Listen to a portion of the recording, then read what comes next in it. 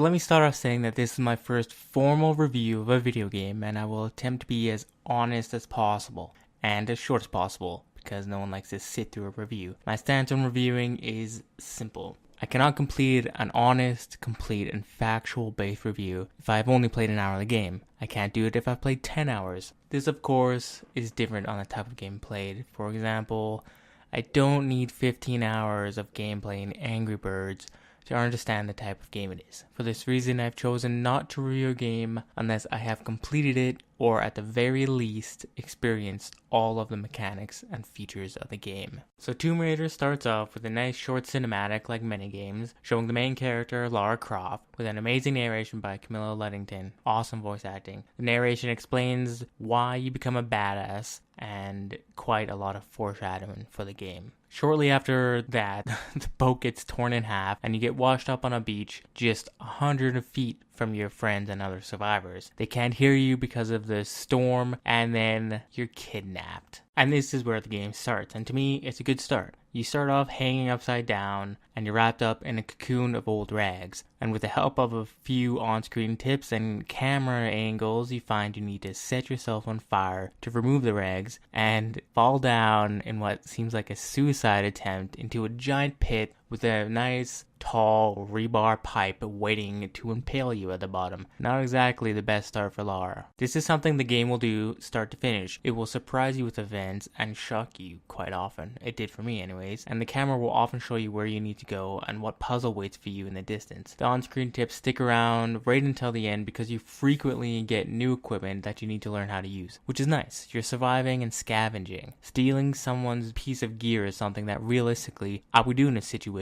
of survival, and that's important. Lara in this new Tomb Raider is an identifiable character. Besides a career in archaeology, I can relate to her. I can feel her struggle for survival and feel the emotion throughout all the situations she's thrown into, and this doesn't stop. Start to finish, Lara struggles in the game, and just when you think it's about to stop, this shitstorm fires up again. Of course, this does lead to a lot of prediction in the game, which is unfortunate. Oftentimes I found myself thinking, I bet this will fall down, or I bet a bunch of guys will show up and foil all of my plans. The skill system is almost all superficial besides the weapons upgrades and melee moves. Sure, you can hold more ammo, but you find so much of it, it's not really a problem. Sure, you can get more experience from looting animals, but you won't do much of that unless you're shooting for 100% completion. For example, I only focused on upgrading 2 weapons for my entire playthrough, the bow and another one, I don't want to spoil it. And I was still able to get all melee moves and all upgrades for those 2 weapons just from normal progression and only doing 4 tombs. There's another thing, the tombs. They're not that hard. Sure, you may struggle on your first one, but once you understand the way they're built, they're really not that hard. Aside from the predictable story plot and the progression, the gameplay is super fun and the combat is very tight. Each of the weapons felt nice and responsive, and the upgrades you give them feel like they make an impact. The bow was a nice stealth weapon, and I used it for almost my entire playthrough start to finish. Unless I found myself in a pinch where I needed to mow down some baddies. There are quite a lot of quicktime events in the beginning of the game that may break part of the immersion, but I never had a problem with it. I'm not really a hater of quicktime. They do wane off near the end, but you will find them throughout the game. I feel like they were done tastefully and are not overbearing. I really like the animation of Lara's model. They look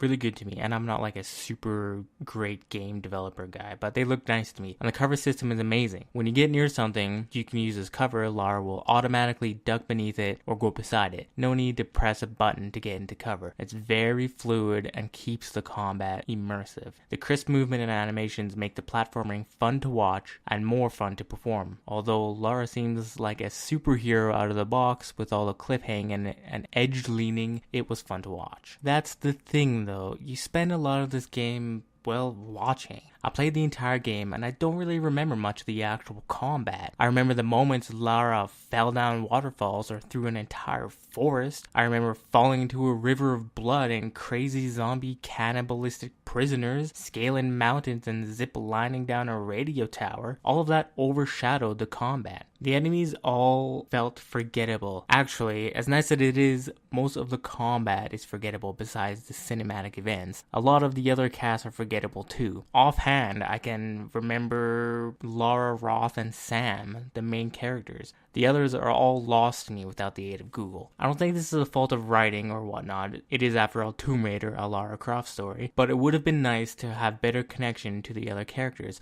Why do I care about Roth or Sam? I've only interacted with them through recorded video that you see at a few base camps. In conclusion, Tomb Raider is an adrenaline-filled cinematic adventure that takes you through the struggle and survival of Lara Croft and others with no survival gameplay elements and shallow combat. If you're looking for a new age Tomb Raider and want a story with excellent voice acting, this is a game for you. And here's the rating, guys. Here's something about OverPowered Project. We don't rate games on a number scale, 1 out of 10, 1 out of 5, etc, etc. We rate them on how much money they're worth, because you're spending money on this game, and that's really what it comes down to. So Tomb Raider, what is it worth? I say $50 out of $60. That means they price it at $60 and it's worth $50 to me. I paid, I think, $34 on Green Man Gaming. So if you can find a deal there, you should go check it, try and get it for that price.